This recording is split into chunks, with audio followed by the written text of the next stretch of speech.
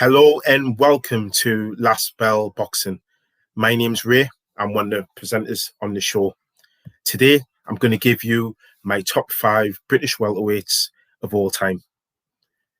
Coming in at number 5 for me, John H. Stracey. What a career he had.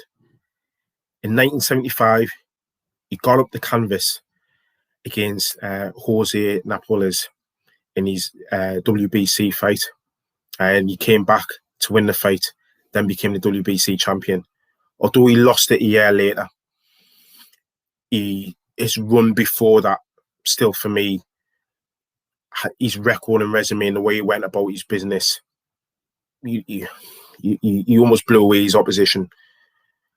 So as a world champion, you know, he retired with a record of 45 wins and only 5 defeats. 37 of those came by way of knockout. So John H. Stracey for me comes in at number 5. Number 4, Colin Jones. Career record of 26 wins, only 3 defeats. And out of those 3 defeats, he lost to Don Curry and he lost to Milton McCrory. And that was a rematch, really, because he drew that fight with Milton McCrory in the first fight. So really lost to the very, very best. That just tells you how good this kid was. He stopped the late, great Kirtland Lane in 1981. And if you look back at Colin Jones's career, you'll see he was the British, Commonwealth and European champion. And as I'm old school, I like to see that in my fighters, go through that old traditional route. And he set the pathway to it becoming commonplace for boxers to do it today. Although it had been done before Colin, but that's what you want to see of the welterweight champions coming through. Colin Jones, number 4 for me. Number 3, Kell Brook. What a quality class operator Kell Brook was at his prime. Albeit not at his best today. The defeat against Gennady Golovkin was a large contributor to that. But on the other hand, there was a reason why he took the Golovkin fight. He was completely avoided in his prime, 147 pounds. Had he had the fights that he wanted at the time, who knows what he could have picked up. He had the ability to unify that division and become undisputed in that division. He's one of the best counter punchers I've seen. He talks about that chocolate brownie. He had a great jab. His timing was impeccable. And like I said, you know, he only lost to Golovkin and the great Errol Spence. Like I said, perhaps, you know, a fight against the likes of Danny Garcia, Keith Thurman, Terence Crawford at that time, who knows what the outcome would have been. But he was a very much avoided fighter. And when fighters are avoided at level by other elite level fighters, that speaks volumes about their credentials.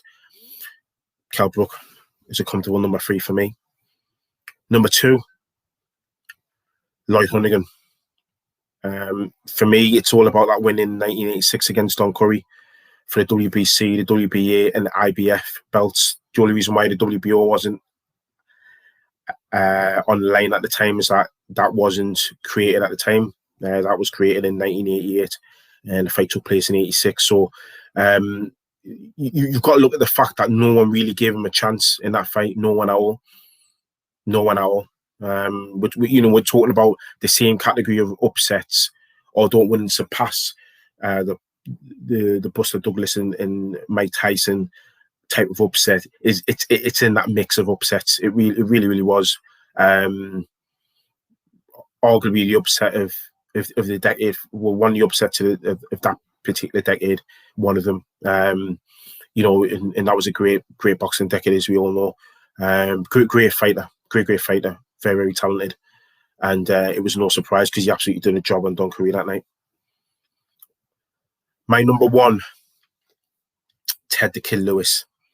Hall of Famer.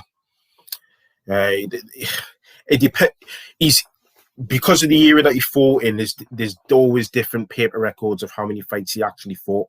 But officially, he had 191 wins, of which 77 came by way of knockout, 32 defeats, and he was only stopped 6 times in those defeats. And in those eras, you were fighting the best of the very best regularly. Yeah, it wasn't like 3 or 4 fights a year like the top elite fighters have this time. Back then, you could be having 15, 20 fights a year. And he was more than often not consistently coming out on top. He was a great fighter. He had a great rivalry with Jack Britton, the American. He won the welterweight world title twice. He changed his style. He started off as a very elusive fighter. What you would call a counter-puncher now. Hard to hit. But as he went to America, he became a lot more aggressive, a lot more entertaining, had a crowd-pleasing style. He overwhelmed his opponents. And usually you see it now with fighters today, it's usually the other way around. They usually start off aggressive, and as they get older or go through the weight and people become bigger, they usually become a bit more of a counter puncher, a bit more defensive, not take as many shots. But he was the other way around. He consistently comes in. If you look at all the great boxing writers and all the great boxing authors, he consistently comes in their top 20, 30, on some occasions, top 50 great boxers of all time. His name's consistently there. Like I said, he's a Hall of Famer, one of the best Jewish fighters of all time, considering the history they've got in boxing, particularly in the UK, in East London. And he epitomises that when you talk about those ilk of fighters. You've got to talk about Ted Kid Lewis. He belongs in that sentence, and he belongs in that category. So there you have it. They're my top 5 best British welterweights of all time. You can either, if you agree or disagree, please comment below and state your reasons why. And don't forget to like, comment, and subscribe to our channel. And also don't forget to jump in on our Thursday night shows at 9 o'clock every Thursday, where we have live debates on current and previous boxing cards and events and all the current affairs on boxing. Thank you.